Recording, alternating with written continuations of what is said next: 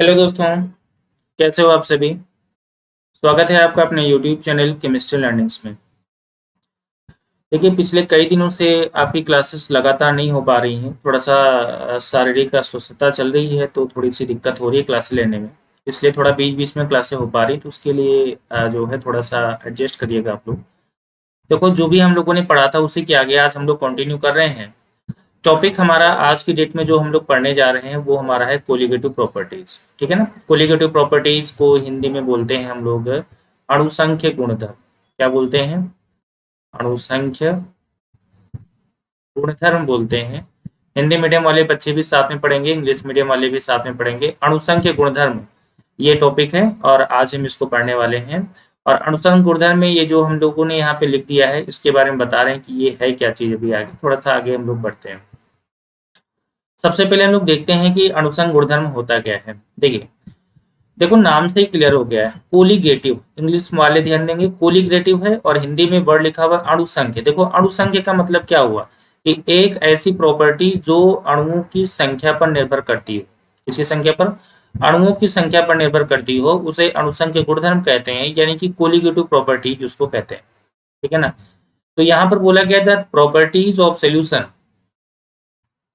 the properties of solutions which depends upon the number of solute, यानी कि solute के number पे depend करती है। सोल्यूट पार्टिकल्स, पार्टिकल्स मतलब मॉलिक्यूल्स और ions present in definite amount of the solvent but not depend upon the chemical nature of the solute and are called the colligative property. तो देखो यहाँ पे क्या मतलब हुआ कि सोल्यूशन के ऐसे प्रॉपर्टीज जो केवल सोल्यूट के कितने पार्टिकल्स हैं उनके नंबर पर डिपेंड करें। ठीक है ना। एक डेफिनेट अमाउंट में, सॉल्वेंट के एक डेफिनेट अमाउंट में सोल्यूट के कितने पार्टिकल हैं उन पे डिपेंड करे, बट लेकिन इस पे डिपेंड ना करे कि हमारे पास सोल्यूट का नेचर कैसा है, सॉल्वेंट का नेचर कैसा है, इस पे डिपेंड ना करे। जो ऐसी प्रॉपर्टीज होती हैं उनसे हम क्या बोलते हैं? कोलिगेटिव प्रॉपर्टीज बोलते हैं सॉल्यूशंस की। ठीक है ना। यानी कि सिंपल सी बात है, कहने का मतलब हो गया, मान लेते हैं कि हमारे पास कोई एक सोल्यूशन है। उस सोल्यूशन में जो भी सोल्यूट और सॉल्वेंट के पार्टिकल हैं, तो कितने पार्टिकल हैं, पार्टिकल की काउंटिंग पर जो प्रॉपर्टी डिपेंड करती है उसे हम बोलते हैं कोलिगेटिव प्रॉपर्टीज। और ये जो प्रॉपर्टी होती है, ये सॉल्यूट का नेचर कैसा है, सॉल्वेंट का नेचर कैसा है, सोल्यूशन का नेचर कैसा है, यानी कि नेचर पर जो डिपेंडेंसी होती है उसकी बिल्कुल भी नहीं होती है। यानी कि सॉल्यूट और सॉल्वेंट के नंबर ऑफ पार्टिकल कितने प्रेजेंट है उस पे जो डिपेंडेंसी होती है सॉल्यूशन की, या ऐसे जो प्रॉपर्टी होती है उसी को हम क्या बोलते हैं? कोलिगेटिव प्रॉपर्टी बोलते हैं। क्लियर हो गया ना। अब देखो कोलिगेटिव प्रॉपर्टी है कितनी टोटल। टोटल हमारे पास कोलिगेटिव प्रॉपर्टीज होती हैं चार। कितनी प्रॉपर्टी होती हैं? फोर। फोर प्रॉपर्टीज होती हैं। पहली हमारी प्रॉपर्टी है कौन सी? Relative lowering of vapour pressure, यानी कि वाष्प दाब में आपेक्षिक अवनमन। ठीक है। दूसरी हमारी कौन सी है? एलिवेशन ऑफ बॉइलिंग पॉइंट, यानी क्वथनांक में उन्नयन। तीसरी हमारी प्रॉपर्टी है डिप्रेशन ऑफ फ्रीजिंग पॉइंट, यानी कि हिमांक में अवनमन। और चौथी हमारी ऑस्मोटिक प्रेशर, यानी कि परासरण दाब। ठीक है। तो चार प्रॉपर्टी हैं। कई बार एग्जाम में क्वेश्चन आ जाता है, ऑब्जेक्टिव क्वेश्चंस में एक क्वेश्चन ऊपर दिया होगा, क्वेश्चन यहाँ पर दिया जाता है कि निम्न which one is not the colligative property, कौन सा कोलिगेटिव प्रॉपर्टी में नहीं मैच करता है। ऑप्शन, या निम्न में से कौन सा अणुसंख्य गुणधर्म नहीं है, हिंदी में बता रहे हैं। तो जैसे यहाँ पर ऑप्शन दे देगा ABCD, चार ऑप्शन दे देगा, तो उसमें चार में से कोई ये तीन ये वाले होंगे और एक नहीं होगा। तो ये आपको ध्यान देना है, कोलिगेटिव प्रॉपर्टी ये सिर्फ केवल चार ही हैं, चार के अलावा कोई कोलिगेटिव प्रॉपर्टी नहीं। तो आज हम लोग जो कंटिन्यू करने वाले हैं, एक पहली केवल प्रॉपर्टी पढ़ने वाले हैं, कौन सी? Relative lowering of vapour pressure. ठीक है ना। तो चलिए हम relative lowering of vapour pressure के बारे में देख लेते हैं, ये क्या होता क्या है। देखिए, देखो relative lowering of vapour pressure को हम लोग एक बार पढ़ चुके हैं। कहाँ पर? जब हम लोगों ने राउल्ट का नियम पढ़ा था। कौन सा नाम पढ़ा था? राउल्ट्स का लॉ पढ़ा था हम लोगों ने। तब हम लोगों ने ये पढ़ा था relative lowering of vapour pressure होता क्या है। ठीक है ना। तो वहां पर दो चीजें हम लोगों ने पढ़ी थी, लोअरिंग ऑफ वेपर प्रेशर क्या होता है, फिर हमने साथ में उसमें पढ़ाया था relative lowering of vapour pressure क्या होता है। ये दोनों ही बातें हम लोगों ने वहां पर पढ़ी थी। तो बस राउल्ट के लॉ अगर आपको अच्छे से आता है तो relative lowering of vapour pressure, ये जो कोलिगेटिव प्रॉपर्टीज है ये आपको अच्छे से समझ में आ जाएगी। तो देखो यहाँ पर लिखा भी है, while discussing about Raoult's law, we have already discussed about lowering in vapor pressure and relative lowering of vapor pressure। यानी कि जब हम लोग राउल्ट के लॉ को हम लोगों ने पढ़ा था, तब हम लोगों ने लोअरिंग ऑफ वेपर प्रेशर और relative lowering of vapour pressure in दोनों को हमने पहले ही पढ़ लिया है। ठीक है ना। तो अच्छा, राउल्ट का नियम क्या कहता है? राउल्ट का नियम हम आप जो है पहले भी पढ़ चुके हैं। आप उस वीडियो को दोबारा से आई बटन पर वीडियो दे देंगे हम, तो आई बटन पे वीडियो से आप उसको देख लेंगे। ठीक है ना। देखिए, मान लेते हैं कि हमारे पास जैसे देखो, थोड़ा सा हम एक्सप्लेन कर देते हैं यहाँ पर। जैसे मान लेते हैं कि हमारे पास एक प्योर कोई भी सॉल्वेंट है। क्या है? हमारे पास यहाँ पर भी कोई भी एक सॉल्वेंट भरा हुआ है, वो भी कैसा है? ये हमारे पास प्योर सॉल्वेंट है। कैसा है? प्योर सॉल्वेंट है। ठीक है ना। अब अच्छा, मेरी बात समझिएगा कि प्योर सॉल्वेंट है, इसमें कोई ना कोई एक वेपर प्रेशर यहाँ पर क्रिएट होगा। सिंपल सी बात है, यहाँ पर एक वेपर प्रेशर क्रिएट हो रहा होगा जब इसको गर्म करेंगे। अच्छा, लेकिन मान लेते हैं कि ये जब प्योर सॉल्वेंट के केस में इसका जो वेपर प्रेशर होगा वो पी नॉट रहा होगा। क्या रहा होगा? पी नॉट रहा होगा। लेकिन जैसे ही यहाँ पर हम लोगों ने कोई भी एक नॉन वोलेटाइल सॉल्यूट मिला दिया, हमने क्या मिला दिया? हमने यहाँ पर एक नॉन वोलेटाइल सॉल्यूट मिला दिया। जैसे नॉन वोलेटाइल सॉल्यूट मिला देंगे तो क्या वेपर प्रेशर उतना ही होगा? तो हमने यहाँ पर डिस्कस ऑलरेडी कर चुके हैं कि उस केस में वेपर प्रेशर हमारा क्या हो जाएगा? कम हो जाएगा, क्योंकि जब इसको मिला दिया तो हमारा ये हो गया सोल्यूशन। क्या हो गया? सोल्यूशन। और सोल्यूशन का वेपर प्रेशर मान लेते हैं, क्या मान लेते हैं? पी मान लेते हैं। और सोल्यूशन का वेपर प्रेशर कम हो जाता है, तो वेपर प्रेशर देखो पहले था पी नॉट, अब कितना हो गया? पी। यानी कि सोल्यूशन के वेपर प्रेशर में कुछ क्या हो गई? कमी हो गई। तो इसी कमी को हम क्या बोलते हैं? वो लोअरिंग ऑफ वेपर प्रेशर, यानी कि वाष्प दाब में कमी। वाष्प दाब में कमी होती है पी नॉट माइनस में कितना? पी। लेकिन अगर इसी को हम अगर शुद्ध वाष्प दाब से, यानी कि जो प्योर सॉल्वेंट के वेपर प्रेशर से अगर हम इसको डिवाइड कर दें, तो ये हमारा आ जाता है relative lowering of vapour pressure. तो ये हम लोगों ने कहां पर पढ़ा है? राउल्ट के लॉ में ऑलरेडी हम लोगों ने डिस्कस कर लिया है। क्या? कि relative lowering of vapour pressure क्या होता है और वेपर प्रेशर की लोअरिंग क्या होती है, ये दोनों हम लोगों ने पहले भी पढ़ चुके हैं और आज इसको हमने दोबारा से डिस्कस कर लिया। क्लियर हो गया? नहीं हो गया? तो देखो, सिंपल सी बात, राउल्ट के लॉ में हम लोगों ने ये पढ़ा था कि जो relative lowering of vapour pressure होता है वो सॉल्यूशन में सॉल्यूट के मोल फ्रैक्शन के क्या होता है? इक्वल होता है। यानी कि किसके इक्वल होता है? Mole fraction of solute. यानी कि सोल्यूट के मोल फ्रैक्शन के क्या होता है? इक्वल होता है। कौन? Relative lowering of vapour pressure. तो हम लोगों ने ये पढ़ा था P not minus P upon P nought equal to होता है एक्स सोल्यूट। और इसी से एक फॉर्मूला हम लोगों ने और डिराइव किया था, पी नॉट माइनस में पी अपॉन में पी नॉट इक्वल टू में क्या पढ़ा था? क्योंकि सोल्यूट का जो मोल फ्रैक्शन होता है उसका फॉर्मूला होता है small N upon small N plus capital N. तो इस वाले पार्ट की जगह पर हम लिख सकते हैं क्या? स्मॉल एन अपॉन में small N plus capital N. तो हमारे पास ये फॉर्मूला भी हो जाता है। लेकिन इस फॉर्मूले में बहुत सारी कमियां होती हैं। कमियों का मतलब क्या होता है? अगर हमारे पास सोल्यूशन बहुत ही ज्यादा डाइल्यूट है, तो डाइल्यूट के केस में हमारे पास फॉर्मूला हो जाता है P not minus P upon P nought equal to क्या हो जाता है? Small N upon capital N हो जाता है। ये फॉर्मूला हो जाता है। क्लियर हो गया? अगर हमारा सोल्यूशन बहुत डाइल्यूट है, और डाइल्यूट के केस में क्या होता है कि नंबर ऑफ मोल्स जो होते हैं सोल्यूट के वो कैपिटल एन से बहुत कम हो जाते हैं। इसका मतलब small N plus capital N equal to क्या हो जाता है? कैपिटल एन मान लेते हैं। तो उस केस में ये वाला फॉर्मूला हो जाता है। लेकिन जब हम लोग इस फॉर्मूले को डिस्कस कर रहे थे तो वहां हमने बताया था कि ये फॉर्मूला हमारा सही नहीं है। तो कई बार ये फॉर्मूला हमारा गलत हो जाता है। तो हम लोगों ने एक फॉर्मूला वहां पर डिस्कस किया था और हमने कहा था हमेशा यही फॉर्मूला लगाएंगे। और वो फॉर्मूला हमने क्या बताया था? P not minus P upon P equal to बताया था small N upon capital N. ये फॉर्मूला हमने वहां पर आपको एक्सप्लेन किया था कि ये यहाँ पर जो को पहले पहले जब हम बात करते हैं, पहले देखो यहाँ पर पी नॉट था, लेकिन अब यहाँ पर पी हो गया है। अब ये कहाँ से वैल्यू चेंज होके आई है? आप उस वीडियो में जाके जहां पर हमने राउल्ट के लॉ को डिस्कस किया है, वहां पर हमने ये बताया है कि दोनों में कौन सा फॉर्मूला सही है और क्यों सही है, ये हमने वहां पर एक्सप्लेन किया है। तो हम लोग जो न्यूमेरिकल सॉल्व करते हैं उसमें यही फॉर्मूले को हम अप्लाई करते हैं, क्योंकि यही हमारा ट्रू फॉर्मूला होता है। क्योंकि कई बार IIT JEE के क्वेश्चंस में हम लोग लगाते हैं तो इस फॉर्मूले से और इस फॉर्मूले से आंसर सही आते नहीं है। तो उस केस में यही फॉर्मूला हमारे पास बिल्कुल सही माना जाता है। हालांकि ये वाला फॉर्मूला ये फॉर्मूला लगभग दोनों सेम ही है, बट ये वाला फॉर्मूला थोड़ा सा यहाँ पर अलग हो जाता है। तो चलिए अब देखते हैं। अच्छा, ये तो हमें फॉर्मूला वाली बात हो गई। अब हमारे पास मेन पॉइंट ये आता है कि relative lowering of vapour pressure को हम कोलिगेटिव प्रॉपर्टीज में क्यों रखते हैं, यानी कि यहाँ पर नंबर ऑफ मोल्स से मतलब कि यहाँ पर अणुओं की संख्या नंबर ऑफ मॉलिक्यूल से क्या संबंध होता है। तो आपको यहाँ पर एक बात ये पता है कि जो नंबर ऑफ मोल्स यानी कि जो सोल्यूट का मोल फ्रैक्शन जो होता है वो केवल नंबर ऑफ मोल्स होते हैं। नंबर ऑफ मोल्स का मतलब मोल्स कितने क्वांटिटी में है, क्वांटिटी का मतलब एक नंबरिंग होती है यहाँ पर।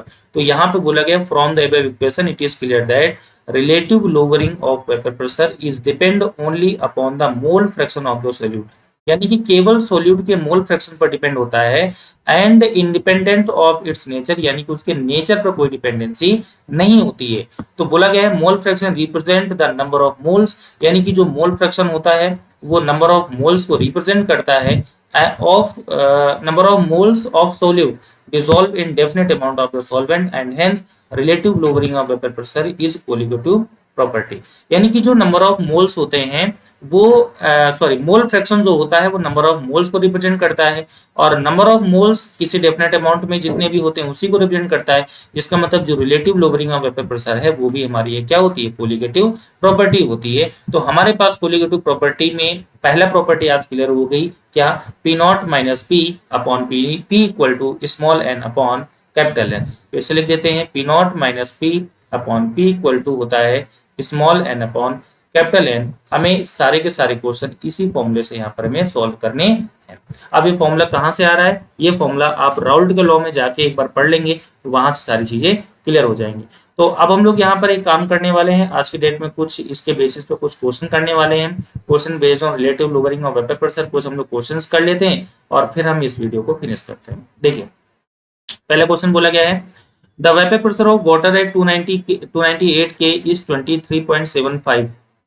देखो यहाँ पर वाटर का वेपर प्रेशर है, तो वाटर का वेपर प्रेशर है, इसका मतलब ये है पी नॉट की वैल्यू गिवन है आपको कितना 23.75 mmHg यहाँ पर वेपर प्रेशर है। अब बोला गया calculate the vapour pressure of the same temperature over 5% equal solution of urea, यानी कि इसमें सोल्यूशन का वेपर प्रेशर यानी विलयन का वेपर प्रेशर बताना है। लेकिन यहाँ पर बोला गया 5% इक्वल सोल्यूशन है यूरिया का, तो 5% इक्वल सोल्यूशन का मतलब ये हुआ कि यहाँ पर स्मॉल डब्ल्यू हमारा, देखो 5% का मतलब क्या होता है, 5% का मतलब होता है 5/100। इसका मतलब अगर हम बात करते हैं टोटल हमारे पास सोल्यूशन अगर हमारे पास 100 ग्राम है तो उसमें जो सोल्यूट है, सोल्यूट का मतलब यहाँ कौन है, यूरिया, यूरिया हमारी कितने ग्राम होगी, यूरिया हमारी 5 ग्राम होगी, ठीक है ना। तो इसका मतलब स्मॉल डब्ल्यू हमारा हो जाएगा 5 ग्राम। अच्छा कैपिटल डब्ल्यू यानी कि पानी यानी कि विले वो हमारे कितना हो जाएगा, तो कैपिटल डब्ल्यू इक्वल टू क्या हो जाएगा, टोटल हमारे पास 100 है, 100 में 5 हमारी यूरिया है तो बचा कितना 95, तो कैपिटल डब्ल्यू हमारा हो जाएगा 95 ग्राम।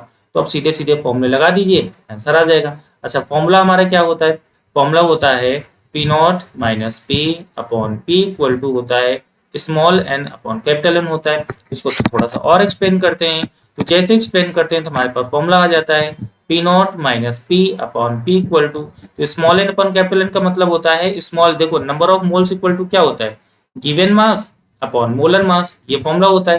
तो यहाँ पर हो जाएगा क्या कि हो जाएगा स्मॉल डब्ल्यू अपॉन में एम इंटू में नंबर ऑफ मोल्स का मतलब कैपिटल डब्ल्यू इंटू ये में यहाँ पर हो जाएगा एम, ठीक है ना, इतना क्लियर हो गया। तो ये वाला फॉर्मूला हमारा हो जाएगा, ठीक है ना, क्योंकि नंबर ऑफ मोल्स का मतलब गिवन मास अपॉन मोलर मास और यहाँ पर इसका मतलब गिवन मास अपॉन मोलर मास, तो इन सभी की चीजें को हम निकाल लेते हैं। लेकिन यहाँ पर एक बात समझिए, तो पहले देखो यहाँ पे वैल्यू पुट करना स्टार्ट करते हैं। देखो पी नॉट की वैल्यू हमें पता है, पी नॉट की वैल्यू देखो यहाँ पे गिवन है 23.75, तो हमने यहाँ पे रख दिया 23.75 माइनस में पी आपको बताना है, अपॉन में भी पी आपको बताना है, इक्वल टू स्मॉल डब्ल्यू कितना है 95, सॉरी स्मॉल डब्ल्यू है 5 इनटू में देखो कैपिटल एम का मतलब क्या होता है, कैपिटल डब्ल्यू देखो हमारा वाटर था, तो वाटर का मॉलिक्यूलर वेट कितना होता है 18 होता है, आपको पता है यहाँ पर, ठीक है ना। तो यहाँ पर इनटू में कितना हो जाएगा, अच्छा साथ में स्मॉल डब्ल्यू का मतलब क्या होता है, स्मॉल डब्ल्यू यहाँ पे क्या था, यूरिया था, यूरिया का फॉर्मूला क्या होता है, यूरिया का फॉर्मूला होता है NH2CONH2, यूरिया का फॉर्मूला क्या होता है NH2CONH2। इसका जो मॉलिक्यूलर वेट निकालते हैं हम, इसका जो अणुभार आता है वो कितना आता है, आपको ध्यान होना चाहिए, इसका अणुभार आता है कितना 60 आता है, ठीक है ना। तो इस्तेमाल 5/60 इंटू में कैपिटल एन हमारा कितना आ रहा है, कैपिटल का मतलब वाटर वाला हमारा 18 है और यहाँ पे कैपिटल डब्ल्यू हमारा कितना है 95, ठीक है ना। तो ये सारी वैल्यू हम रखना स्टार्ट करते हैं। यहाँ पर जैसे ही वैल्यू रखते हैं तो इसको सॉल्व करते हैं, इसको 10 बार जाएगा, इधर हो जाएगा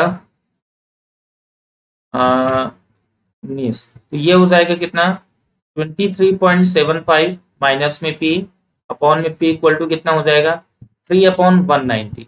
तो अगर हम केवल इसको सॉल्व करेंगे तो इसकी वैल्यू देखो हम डायरेक्ट बता देते हैं 0.015 आएगी इसकी वैल्यू, ठीक है ना। अब देखो थोड़ा सा और आगे सॉल्व करते हैं, तो यहाँ पर आ गया 23.75 माइनस में पी अपॉन में पी इक्वल टू आएगा 0.015। इसको जब पूरी इक्वेशन को सॉल्व करेंगे तो देखो डायरेक्ट वैल्यू लिख रहे हैं यहाँ पर, थोड़ा सा सॉल्व कर देते हैं। 5 माइनस पी इक्वल टू, अब देखो ये इधर जाएगा मल्टीप्लाई में हो जाएगा 0.015 पी हो जाएगा। तो देखो पी की वैल्यू सॉल्व करेंगे तो डायरेक्ट हम बता दे रहे हैं 23.399 इतने हो जाएगा पी, ठीक है ना। और क्योंकि प्रेशर है, वेपर प्रेशर है, तो इसका मतलब ये हो जाएगा mmHg में आ जाएगा और ये इसका क्या हो जाएगा, ठीक है ना। आई थिंक ये क्वेश्चन आपको समझ में आ गया होगा, ठीक है ना। बहुत आसान सा क्वेश्चन है। देखो यहाँ पर आपको small w capital M capital W M dash, इसमें कोई कंफ्यूजन नहीं होना है, क्योंकि ये सारी की सारी बातें हम आपको बता चुके हैं कहाँ पर, जब हम लोगों ने राउल्ट का लॉ पढ़ा था, यानी कि वहां पर ये सारी की सारी बातें हम डिस्कस कर चुके हैं। तो इसको हम दोबारा नहीं डिस्कस करें क्योंकि वीडियो बहुत लंबा हो जाएगा, इसलिए इसको हमने डायरेक्ट यहाँ पे रख दिया। अगर आपको ये चीजें नहीं क्लियर हो पा रही है तो आप पुरानी वीडियो देखिए, सारी चीजें क्लियर हो जाएगी, ठीक है। चलिए नेक्स्ट क्वेश्चन की तरफ हम लोग पढ़ते हैं। क्वेश्चन नंबर 2 थोड़ा सा देखते हैं यहाँ पे ध्यान से। क्वेश्चन नंबर 2 क्या है, बोला गया है the vapour pressure of pure benzene. समझिए यहाँ पर हमारे पास प्योर बेंजीन है, उसका वेपर प्रेशर हमारे पास 200 mmHg है। इसका मतलब हमारे पास देखिए पी नॉट की वैल्यू हमारे पास गिवन है 200 mmHg की वैल्यू हमारे पास गिवन है। At the same temperature the vapour pressure of solution containing 2 ग्राम। देखो 2 ग्राम का एक non volatile non electronic solid हमारे पास है। इसका मतलब ये है स्मॉल w है, कितने ग्राम है 2 ग्राम है यहाँ पर, उसका जो वेपर प्रेशर है वो कितने हैं 78 ग्राम ऑफ बेंजीन। यानी कि अब ये 78 ग्राम कैपिटल W यहाँ पर गिवन है इज 195 mmHg, यानी कि जो P है वो हमारा है 195 mmHg है यहाँ पर। What is the molar mass of the solid, solid का मोलर मास बताना है, यानी कि m डैश की वैल्यू आपको बतानी है, molar weight of the solid, ठीक है। देखो हिंदी वाले भी देखें, एक निश्चित ताप पर शुद्ध बेंजीन के बाद देखो यहाँ पे शुद्ध बेंजीन है और उसका वाष्प पदार्थ 200 mmHg है, शुद्ध बेंजीन का वाष्प पदार्थ 200 mmHg हमने रख दिया। उचित ताप पर 200 ग्राम आवासशील पदार्थ, क्योंकि ये देखो आवासशील पदार्थ एक विलेय है, विलेय को हम लोग स्मॉल w से लिखते हैं, उसकी वैल्यू हमारी 2 ग्राम है, वो 78 ग्राम बेंजीन में घोला गया है। मतलब इस कैपिटल W हमारे पास है कितना 78 ग्राम है, क्योंकि ये हमारा क्या है सॉल्वेंट है। पर वाष्प पदार्थ 195 mmHg हो जाता है, तो हमारा वाष्प पदार्थ ये क्या है सॉल्यूशन का है, यानी कि सोल्यूशन है, यानी विलयन है, 195 हो जाएगा। तो उस ठोस का अणुभार बताना है, ठोस का अणुभार यानी कैपिटल M डैश आपको यहाँ पर बताना है, ठीक है ना। तो चलिए देखिए यहाँ पर फॉर्मूला देख लेते हैं। फॉर्मूला आप सभी को पता होगा बहुत अच्छे से, P not minus P upon P nought equal to क्या होता है small n upon capital N, ये फॉर्मूला होता है। थोड़ा सा और एक्सप्लेन करते हैं इसको, P not minus P upon P nought equal to क्या होता है स्मॉल w अपॉन में होता है m डैश इंटू में कैपिटल W इंटू में कैपिटल M हो जाता है, ठीक है ना। ये मेन फॉर्मूला होता है आपका, ठीक है ना। आप मेरी बात को समझिएगा, यहाँ पर हम वैल्यू रखना स्टार्ट करते हैं। पी नॉट की वैल्यू हमारे पास कितनी है 200 है, देखो 200 यहाँ पी नॉट थी, हमने 200 रख दिया। माइनस में पी की वैल्यू हमारे पास कितनी है, देखो यहाँ पर पी की वैल्यू हमारे पास कितनी है 195 है, तो यहाँ पे रखा माइनस में 195 अपॉन में पी नॉट की वैल्यू, सॉरी यहाँ पी नॉट नहीं होगा पी होगा, पी हम लोग पी करके आ रहे थे ना, ठीक है ना। हमने बताया था यहाँ पर पी रखा जाता है, यहाँ पर पी नॉट नहीं रखा जाता है। तो पी हम आप यहाँ पर होगा 195 इक्वल टू में स्मॉल w हमारे पास कितना है 2 इंटू कैपिटल M। देखो कैपिटल M का मतलब क्या होता है, कैपिटल M है हमारे पास बेंजीन, मतलब देखो कैपिटल M का मतलब होता है सॉल्वेंट का मोलर मास होता है, यानी विलायक का मोलर मास, और विलायक यहाँ पर है कौन बेंजीन है, और बेंजीन का मॉलिक्यूलर मास निकालना है तो बेंजीन का फॉर्मूला होता है C6H6। तो मॉलिक्यूलर मास कितना हो जाएगा, कार्बन होता है 12 इंटू 6 72 प्लस 1 इंटू 6 मतलब हो जाता है कार्बन इसका बेंजीन का 78। तो यहाँ पर हो जाएगा इंटू 78 अपॉन में M डैश बताना है यहाँ पर इंटू में कैपिटल W हमारे पास कितना है 78, ठीक है ना। ये देखो यहाँ पे 78 ग्राम बेंजीन है, तो 78 से 78 कैंसिल हो गया, तो यहाँ पर हो जाएगा 5/195 इक्वल टू 2/m डैश हो जाएगा। क्लियर हो गया नहीं हो गया। तो इसको थोड़ा सा और सॉल्व करेंगे यहाँ पर, तो जैसे सॉल्व करेंगे तो क्रॉस मल्टीप्लाई हो जाएगा, तो यहाँ पर हमारे पास m डैश की वैल्यू आ जाएगी कितनी, 2 इंटू 195 डिवाइड बाई कितना 5, तो यहाँ पर m डैश की वैल्यू हो जाएगी कितनी, इसको सीधे सीधे सॉल्व करेंगे, यहाँ पर हो जाएगा 390/5, और 390/5 का मतलब हो जाएगा 78.00, क्योंकि ये मोलिकुलर फॉर्मूला था, सॉरी मोलिकुलर मास था, तो 78 हो जाएगा, और ये क्या हो जाएगा, आंसर हो जाएगा। ठीक है ना। तो आई थिंक ये वाला भी क्वेश्चन आपको समझ में आ गया होगा, बहुत आसान सा क्वेश्चन था। फॉर्मूला आपको ध्यान देना है, फॉर्मूला हमें क्या लगाना है, और चीजें आपकी अपने आप होती है। ठीक है, चलिए बढ़ते हैं अगले क्वेश्चन की तरफ हम। देखो अगर क्वेश्चन समझ में आ रहे हैं और तो वीडियो को लाइक करिएगा, अपने मित्रों को शेयर करिएगा, जितना हो सके मैक्सिमम से मैक्सिमम शेयर करिए अपने मित्रों को। चलिए क्वेश्चन नंबर 3 देखते हैं हम। क्वेश्चन बोला गया है the vapour pressure of pure benzene. देखो हमें यहाँ पर भी प्योर बेंजीन है, उसका वेपर प्रेशर हमारे पास 640 mmHg है, तो वेपर प्रेशर है प्योर बेंजीन है, तो पी नॉट इक्वल टू हो जाएगा 640 mmHg। थोड़ा सा वीडियो बहुत लंबा ना हो इसलिए बहुत थोड़ा फास्ट लेके चल रहे हैं, आप लोग वीडियो को चाहे तो स्लो करके देख लीजिएगा, अगर आपको समझ में आ रहा है तो उसमें आराम से ऐसे ही देखिएगा। At the same temperature, the vapor pressure of the solution containing 2.175 ग्राम, इसका मतलब ये स्मॉल w है, 2.175 ग्राम आपका ये है।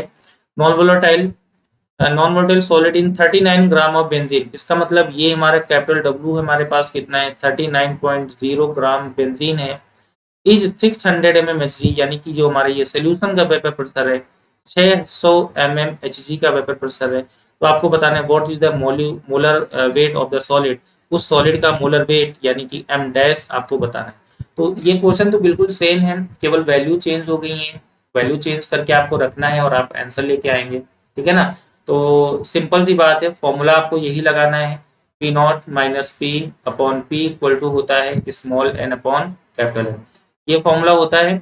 बस आपको इसी फॉर्मूले में इसको थोड़ा सा और अच्छे से करेंगे तो ये हो जाएगा P not minus P upon P equal to होता है small w upon M dash into में कैपिटल W इंटू में कैपिटल एम। ये फॉर्मूला आपका निकल के बन के आ जाएगा, सारी की सारी वैल्यू उठा के आप इसी फॉर्मूले में रख देंगे तो आपका आंसर आ जाएगा यहाँ पर। ठीक है ना। तो जो भी आंसर आए आप अपने आंसर को यहाँ पर आप कमेंट करें, बाकी आंसर देखते हैं कितने लोग का आंसर सही आता है। ठीक है, चलिए देखते हैं अगले क्वेश्चन की तरफ। तो आज की क्लास को क्वेश्चन हमारे पास बस इतने ही हैं। तो आज हमने सिर्फ एक वन कोलिगेटिव प्रॉपर्टी आज हमने कंप्लीट की है, बाकी की जो दो तीन प्रॉपर्टी और बची हैं इनको हम अगले किसी वीडियो में कंप्लीट करेंगे। थोड़ा सा इस समय तबीयत ठीक नहीं है इसलिए वीडियो थोड़ा सा लेट हो जा रहे हैं, और बाकी ऐसी कोई दिक्कत नहीं, वीडियो आपके रेगुलर आएंगे और पूरा ये कंटेंट निःशुल्क होगा। पूरी केमिस्ट्री में आपको क्लास 12th की जो पूरी केमिस्ट्री होगी वो हम आपको पढ़ाएंगे, आप परेशान मत होइए। लेकिन थोड़ा सा जैसी तबीयत ठीक हो जाती है वैसे ही चीज़ें यहाँ पर लगातार कंटिन्यू डेली क्लासेज यहाँ पर हम आपको आधे या 1 घंटे की डेली क्लासेज हम आपको देते रहेंगे। ठीक है ना। ये जो PDF है ये आपको इस टेलीग्राम चैनल पर मिल जाएगी, केमिस्ट्री लर्निंग्स पर मिल जाएगी, और यूट्यूब चैनल पर आप वीडियो देख ही रहे हैं। तो चैनल को मैक्सिमम से मैक्सिमम शेयर करिएगा, अपने मित्रों को अधिक से अधिक शेयर करिए, चैनल को सब्सक्राइब कराइए, अपने जो भी क्वेरीज हैं आप अपने कमेंट करिए, टेलीग्राम चैनल ज्वाइन कर लीजिए, और यहाँ पर बहुत सारी PDF हम आपको भेजते रहते हैं। ठीक है, तो आज की क्लास में इतना ही। All the best, bye bye.